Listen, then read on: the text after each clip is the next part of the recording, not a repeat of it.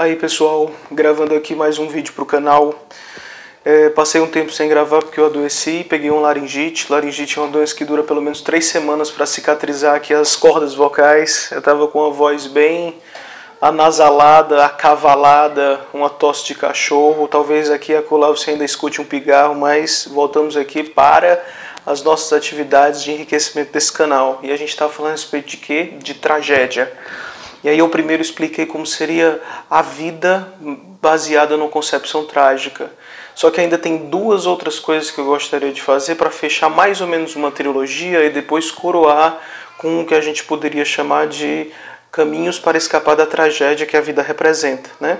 Então só lembrando que eu estava explicando que a tragédia por si só ela representa a vida na medida em que nós somos pequenos demais para conseguir solucionar os problemas que se agigantam e se avolumam na hora que eles se nos apresentam para a nossa consciência pequena, a nossa consciência miúda.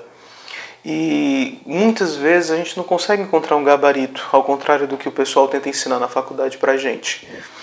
Existem várias soluções, todas elas legítimas, e você, quando escolhe uma, poderia ter escolhido outra. E aí eu dei o exemplo da peça grega Antígona, em que ela escolheu a lei do coração em vez da lei da cidade. E para eles, a lei da cidade era tão importante quanto a lei do coração. Zeus estaria abençoando as duas escolhas, né?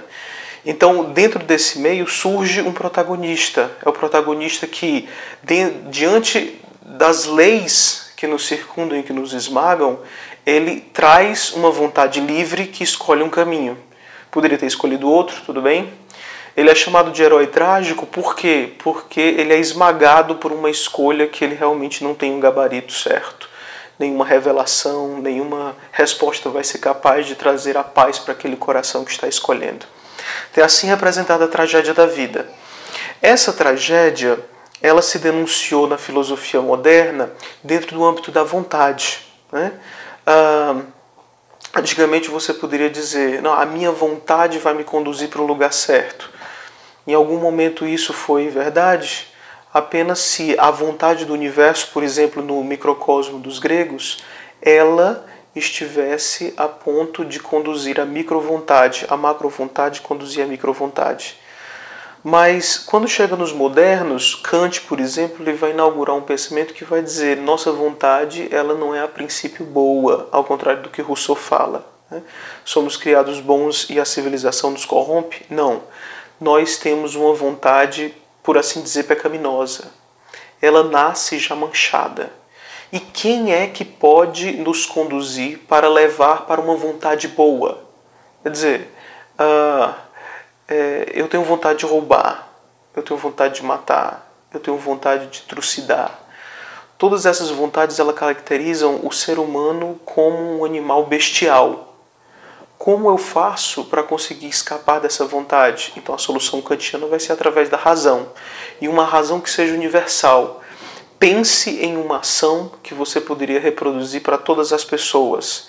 Uma ação só pode ser boa se ela for conduzida racionalmente, você conseguir concebê-la, a fim de que ela possa ser transmitida e ela possa ser exemplificada por todos os indivíduos. Por exemplo, mentir. Eu tenho vontade de mentir para me proteger. Isso é uma ação, inclusive, de sobrevivência. Mas, se você pensar bem, indo um pouco além do meu querido eu, se as pessoas começarem a universalizar a mentira, a sociedade é impossível. É impossível a prática de uma sociedade em que todos mentem. Ninguém pode confiar um no outro porque você sabe que o outro está mentindo. Dizer a verdade, então, racionalmente, eu concebo. Ela me leva a uma possibilidade de viver socialmente, uma vez que eu tenho a confiança que gerencia o cotidiano das pessoas. Percebe? O problema vai acontecer mais tarde, porque, por exemplo, os filósofos da dúvida, Marx, Freud, Nietzsche, cada um dentro da sua forma de ser, cada um com uma espécie muito particular de teoria da ideologia e da alienação, vai dizer que a razão não é instrumento suficiente para nos conduzir para fora da vontade má. Cada um vai, a seu modo, dizer que a vida, sim, ela continua sendo trágica, apesar da nossa razão. Freud, por exemplo, vai dizer que A nossa razão, ela é um pequeno iceberg, é uma pequena ponta do iceberg escondendo todo o inconsciente que nos devolve constantemente ao irracional.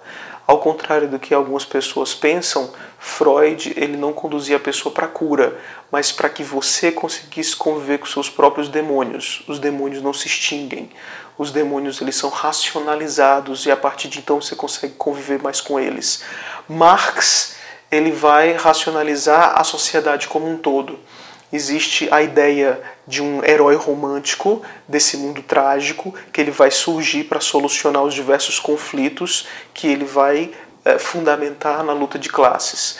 Mas a concepção de Marx ela nasce de uma concepção trágica de conflitos de forças que ele vai entender que um dos lados pode ganhar. E Marx, sim, embora vá colocar dúvida na razão kantiana, mas ele vai trazer uma nova razão, que a gente poderia dizer uma razão hegeliana, onde existe um horizonte em que a sociedade vai ter uma solução. Então, ele nasce de uma concepção que devolve a razão kantiana ao universo trágico de um choque de forças sociais, contudo ele vem com uma solução que aponta para um horizonte otimista. Nietzsche já tem uma visão que ele soluciona ou remedia a do seu mestre Schopenhauer. Schopenhauer ele devolveria também a pessoa para a visualização de um universo trágico. Só que Nietzsche diz, qual é a solução de Nietzsche? O universo é trágico? É. Existem vários caminhos que podem nos trucidar e nos esmagar? Sim, existe. Mas nós podemos viver alegre dentro da tragédia. Então ele vai devolver a visão do indivíduo para o aqui e o agora. E nos instantes pequenos que podem ser dilatados através da convivência amorosa com a vida, você pode alegremente conviver no trágico, né? Então esses são alguns caminhos de solução e também de devolução para o trágico. É por isso que eu insisti, dentro desses últimos momentos, a colocar para vocês o quanto pensar a respeito do trágico na vida é importante.